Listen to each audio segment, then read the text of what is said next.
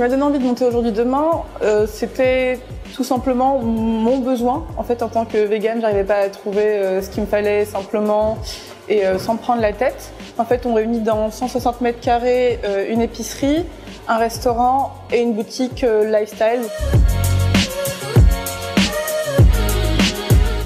Chez Aujourd'hui Demain, on est déjà 9 salariés en CDI ou en apprentissage et dès le mois prochain, on sera 12 et puis peut-être plus assez rapidement parce que les besoins évoluent très vite et c'est très agréable de dire qu'on crée de l'emploi. Alors j'ai contacté le réseau Entreprendre parce que j'avais évidemment un besoin de financement, donc ça c'était clair, assez important pour un lieu tel que celui-ci, mais aussi parce que je connaissais le réseau Entreprendre et ses valeurs, et notamment ce qui fait que d'autres ne font pas, qui est l'accompagnement.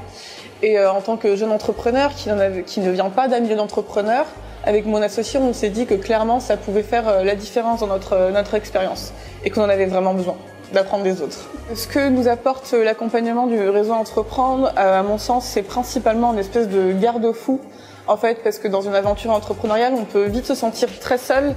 Et la première chose qu'on a appris, c'est de ne pas rester seul.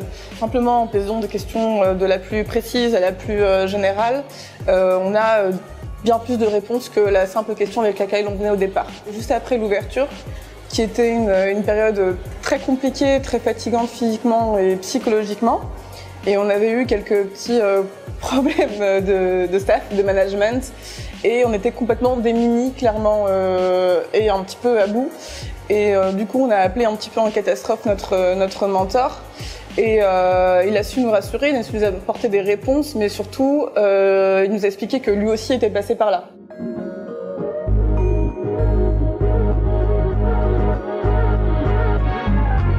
En 2 mots, le réseau Entreprendre, pour moi, c'est bienveillance et pragmatisme.